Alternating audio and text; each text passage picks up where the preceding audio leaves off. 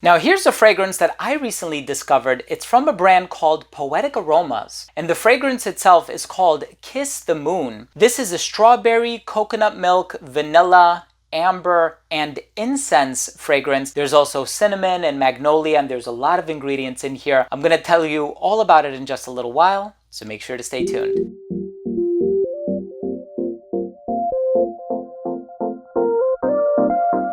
Now before I begin today's episode and I give you my thoughts on this fragrance by Poetic Aromas, it's called Kiss the Moon, I'm going to tell you all about the notes, the smell, the performance, the longevity, comparisons, the certain vibes that I get from it, so on and so forth. But before I dive into the review and I tell you about the smell in a little bit more detail, I do want to mention that if you're a fan of fragrance related content and if you love smelling your best, hit subscribe, hit the bell, and also give this video a thumbs up for the algorithm. It would really mean a lot to me. So with Poetic Aromas Kiss the Moon, of course, this is a beautiful, beautiful bottle, and it kind of has this beautiful sort of appearance to the liquid here. It looks very magical, and you can tell there's something floating around inside that kind of gives it this iridescent glow, and I think it corresponds with the aesthetic of the brand. And of course, this is a very sort of, lovely, what's the proper adjective to use for it? I was gonna say crepuscular just because it has the moon on the front, but it has this sort of enchanting aura to it, and I think enchantment is the right word to use. Of course, strawberry, coconut milk, vanilla, incense. It has both frankincense and myrrh with touches of cinnamon. So this is on the sweeter side of things, and I did get the vanilla right away. So there's a really nice dose of vanilla. So if you're a fan of fragrances that lean a bit on the sweeter side of things, I think you'll really appreciate this one. Nevertheless, I look forward to giving you my thoughts on the smell. Let's start things off with a quick look at the presentation first.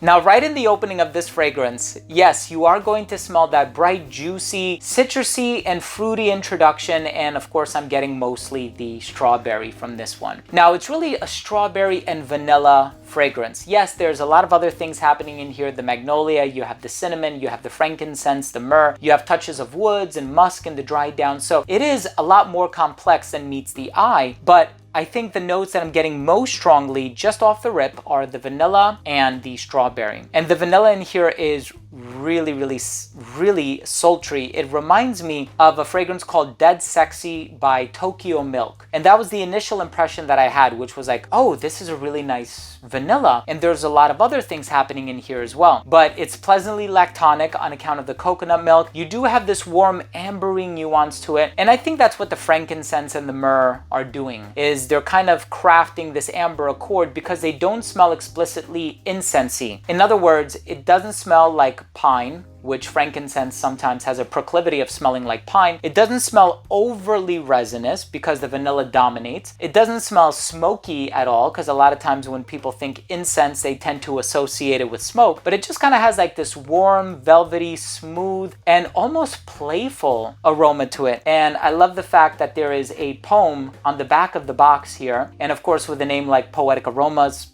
what would you expect? But I think this is such a beautiful concept. You have all of the moon or the lunar phases here, and I think it's a beautiful presentation. The 50 ml, I believe, is $115 on the website, which is, given the concentration, given the niche quality of the product, I think it's a very affordable price, especially now with designer fragrances heading in the direction of the $200 threshold, which I think is absolutely mad. But nevertheless, please check this out if you have the opportunity to do so. And you can get, I think, a sample of it for as inexpensive as $6 on the website. So at the end of the day, just get a sample, try it for yourself, wear it on your own skin, see how it corresponds with your skin chemistry, and let your nose do the talking, right? Let your nose be the judge. Let's go ahead and finish things off with my overall assessment. Now, first up, in terms of the uniqueness and the overall smell, it is a unique fragrance. Very one loose comparison made to Tokyo Milk's Dead Sexy, which is like such an old fragrance, and that's a lot more linear and simple than this. This has a lot more complexity, the cinnamon, the vanilla, the incense, the strawberry, the coconut milk, so on and so forth. And even the magnolia, although I don't find it to be an explicitly floral fragrance, it's a lot more on that ambery side of things. Now, in terms of the longevity on this one, I got a solid 8 hours on skin. The projection was very good for the first 45 minutes of application. It radiated within an arm's length. It became an elbow's length scent right around hour 5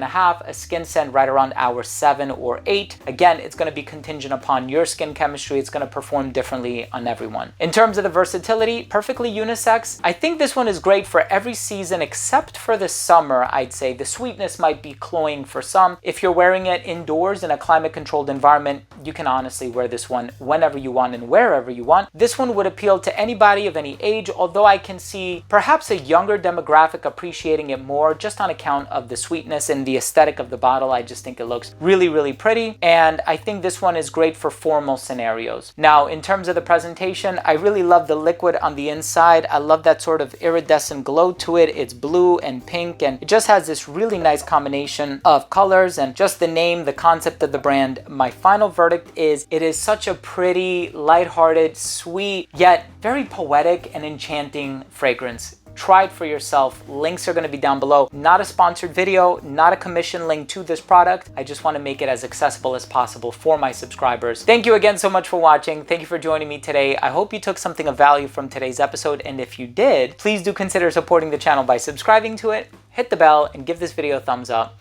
Thank you again for watching. I love you all, and we'll see you tomorrow with a new episode. Bye.